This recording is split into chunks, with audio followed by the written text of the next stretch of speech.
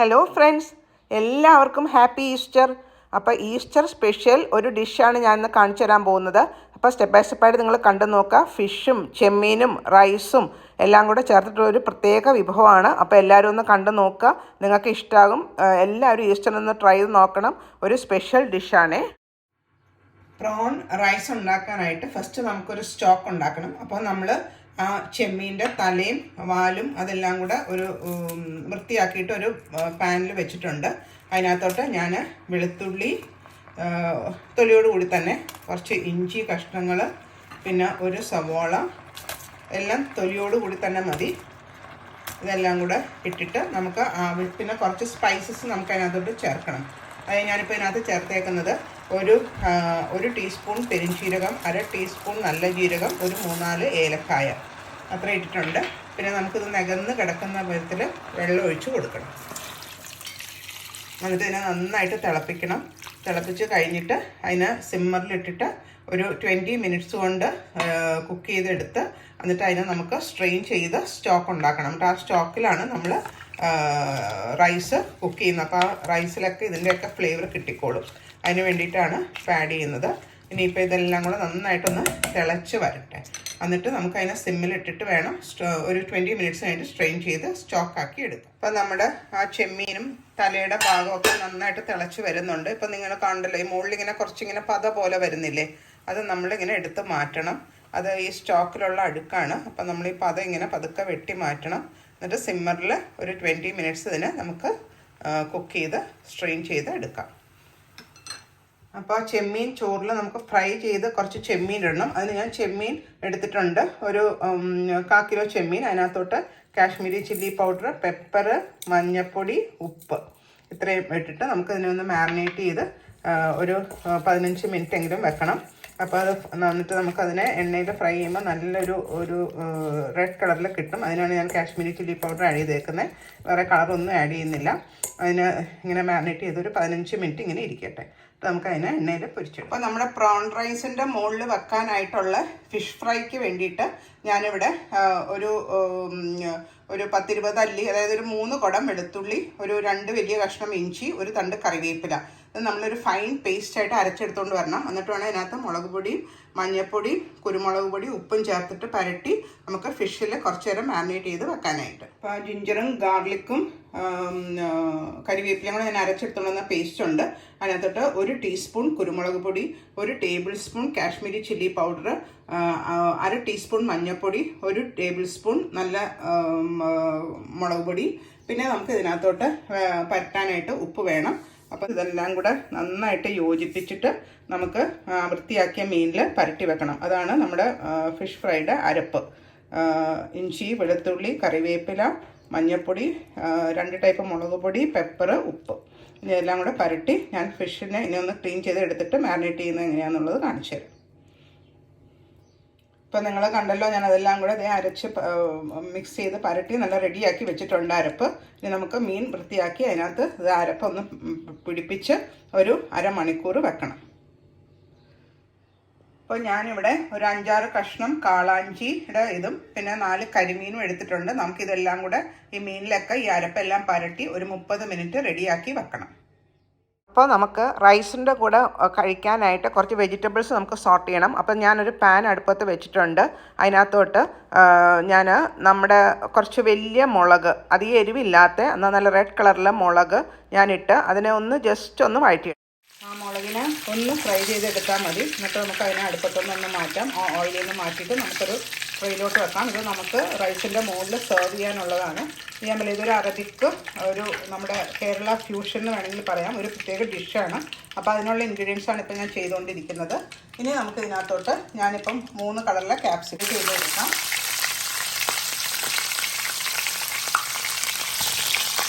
അല്ലേ, 3 കളറിൽ. അപ്പോൾ ഞാൻ ആ മുളക് എടുത്തതിനകത്തോട്ട് 3 കളർ പെപ്പേഴ്സ്, ക്യാപ്സിക്കം വട്ടത്തിലരിഞ്ഞത്, അതിനെ ഒന്ന് ഫ്രൈ ചെയ്ത് നമുക്ക് എണ്ണയിൽ മാറ്റാം. അപ്പോൾ ക്യാപ്സിക്കൊക്കെ ഓൾമോസ്റ്റ് ഫ്രൈ ആയി വന്നിട്ടുണ്ട്. അതിനകത്തോട്ട് ഞാൻ 5-6 തണ്ട് സ്പ്രിംഗ് ഓണിയനും കൂടെ. ഇതൊക്കെ നല്ല ക്രിസ്പായിട്ട് തന്നെ ഇരിക്കണം. അങ്ങ് ഇതായി പോകരുത്, സോഫ്റ്റായി പോകരുത്, ക്രിസ്പായിട്ട് ഇരിക്കണം. നമുക്ക് റൈസിൻ്റെ മുകളിൽ വേണം ഇത് സെർവ് ചെയ്തെടുക്കാനായിട്ട്. ഇനി അതിന് അടുപ്പത്തുനിന്നൊന്ന് മാറ്റാൻ പോകും. ആ എണ്ണയിലോട്ട് തന്നെ നമുക്ക് ആ സ്റ്റോക്ക്, ഞാൻ ചെമ്മീൻ വേവിച്ച സ്റ്റോക്ക് ഉണ്ടല്ലോ, ആ സ്റ്റോക്കിന് നമുക്ക് ഒഴിച്ചു കൊടുക്കാം. ഇത് ഏകദേശം ഞാനിപ്പോൾ ഒരു 2.5 കപ്പ് റൈസാണ് എടുത്തേക്കുന്നത്. അപ്പോൾ അതിന് ഏകദേശം ഒരു 4.5 കപ്പോളം ചെമ്മീൻ സ്റ്റോക്ക് ഇതിനകത്തോട്ട് ആഡ് ചെയ്തിട്ടുണ്ട്. ഇതിനെ നന്നായിട്ട് ബോയിൽ ചെയ്യണം. എന്നിട്ട് ഞാൻ 2.5 ഗ്ലാസ് റൈസ് ഒരു 30 മിനിറ്റ് കുതിർത്ത് സ്ട്രെയിൻ ചെയ്ത് വെച്ചിട്ടുണ്ട്. എന്നിട്ട് നമുക്ക് അത് ഇതിനകത്തിട്ട് കുക്ക് ചെയ്ത് എടുക്കണം. നന്നായിട്ടൊന്ന് ബോയിൽ ആവട്ടെ. നമുക്ക് റൈസ് വേവിക്കാനുള്ള കുറച്ച് ഉപ്പിട്ട് കൊടുക്കാം. എന്നിട്ട് വേണം ഇതിന് മൂടി വെച്ചൊന്ന് തിളപ്പിക്കാം. അപ്പോൾ ആ സ്റ്റോക്ക് തിളച്ച് വരുന്നതിൻ്റെ കൂടെ തന്നെ ഞാൻ നല്ല കുങ്കുമപ്പൂവ്, അതായത് സാഫ്രൺ, അധികം വേണ്ട, ഒരു ടീസ്പൂണോളം മതി സാഫ്രൺ അതിനകത്തോട്ട് നമ്മൾ ഇട്ട് കൊടുക്കണം. അതിൻ്റെ കൂടെ തന്നെ നമുക്ക് 1 ടീസ്പൂൺ നല്ല ജീരകം, ചെറിയ ജീരകം ഉണ്ടല്ലോ, അപ്പം അതിന് നല്ലൊരു ഫ്ലേവർ കിട്ടും. അതും 1 സ്പൂൺ നമുക്ക് അതിനകത്തോട്ട് ഇട്ട് കൊടുക്കാം. ആ സ്റ്റോക്കിനകത്ത് കിടന്ന് നന്നായിട്ടൊന്ന് ബോയിലായിട്ട് വരണം. എന്നിട്ട് വേണം നമുക്ക് റൈസ് കുക്ക് ചെയ്ത് എടുക്കാനായിട്ട്. ഇപ്പം കുറച്ച് സമയം കഴിഞ്ഞ് ഞാൻ അടപ്പൊന്ന് തുറന്ന് നോക്കി. ആ സ്റ്റോക്കും സാഫ്രണും ജീരകവും എല്ലാം നന്നായിട്ട് തിളച്ച് വരുന്നുണ്ട്. അതിനകത്തോട്ട് നമ്മൾ സ്ട്രെയിൻ ചെയ്ത് സ്ട്രെയിൻ ചെയ്ത റൈസ് നമുക്ക് ഇട്ട് കൊടുക്കുക. എന്നിട്ട് നന്നായിട്ട് യോജിപ്പിക്കുക. അത് കഴിഞ്ഞ് നന്നായിട്ട് തിളച്ച് കഴിഞ്ഞിട്ട് സിമ്മിലിട്ടിട്ട് ഒരു 10 മിനിറ്റ്സ് കൊണ്ട് നമുക്ക് റൈസിന് ചെറിയ തീയിൽ കുക്ക് ചെയ്യാം. ഇപ്പോൾ ഒരു 5 മിനിറ്റ്സ് കഴിഞ്ഞിട്ടുണ്ട്. ഞാനൊന്ന് തുറന്ന് നോക്കി. അതിൻ്റെ നമുക്ക് മിക്സ് ചെയ്ത് കൊടുക്കാം. ഇപ്പോൾ റൈസൊക്കെ ഓൾമോസ്റ്റ് റെഡി ആയിട്ടുണ്ട്. നമുക്കിനി അതിനെ അടുപ്പത്തൊന്നൊന്ന് മാറ്റാം. വെള്ളം കുറച്ചും കൂടെ പറ്റാനുണ്ട്. 2 മിനിറ്റ്സും കൂടെ അങ്ങനെ തന്നെ മൂടി വെച്ചാൽ മതി. അങ്ങനെ റൈസ് റെഡിയാവും. ഇനി നമുക്ക് അടുത്ത പ്രോസസ്സിലോട്ട് പോവാം. ഇപ്പോൾ റൈസ് റെഡിയായി. ഇനിയിപ്പോൾ നമ്മൾ പരട്ടി വെച്ചിരിക്കുന്ന മീനിനെ ഒന്ന് ഫ്രൈ ചെയ്തെടുക്കാം.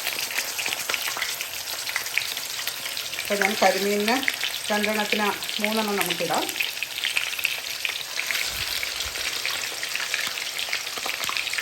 രണ്ട് സൈഡും മൊരിയിച്ച് കുക്കാവുന്നവരെ നമുക്കതിനെ ഫ്രൈ ചെയ്തെടുക്കാം. ഇനി നമുക്ക് ആ കരിമീൻ ഫ്രൈ മാറ്റി ഇനി നമുക്ക് കാളാഞ്ചി ഫ്രൈ ഇട്ട് കൊടുക്കാം. അരപ്പൊക്കെ പരട്ടി നല്ല കാളാഞ്ചി.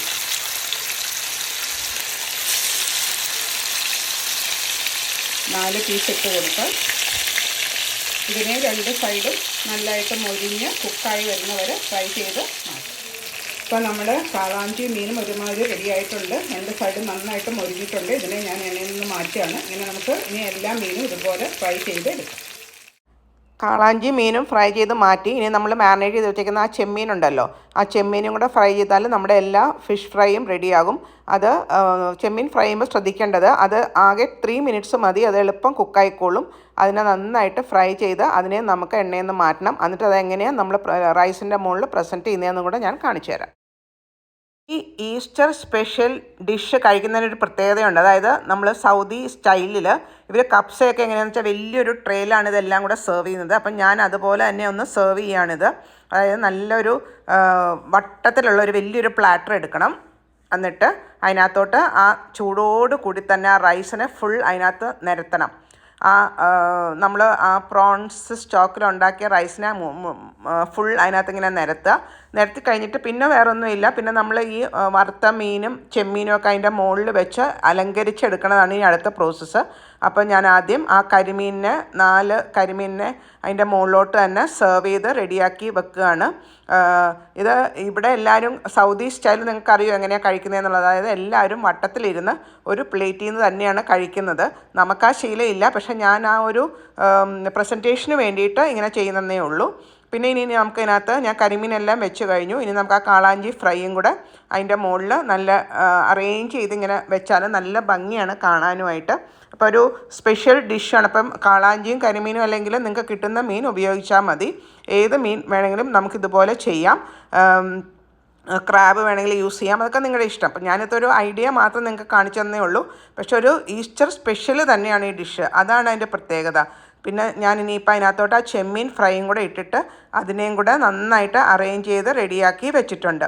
ഇനി നമുക്ക് ബാക്കി അതിന് മുകളിൽ വെജിറ്റബിൾസും കൂടെ ഇട്ടാൽ നമ്മുടെ ഈ സ്പെഷ്യൽ ഈസ്റ്റർ ഡിഷ് റെഡിയാകും.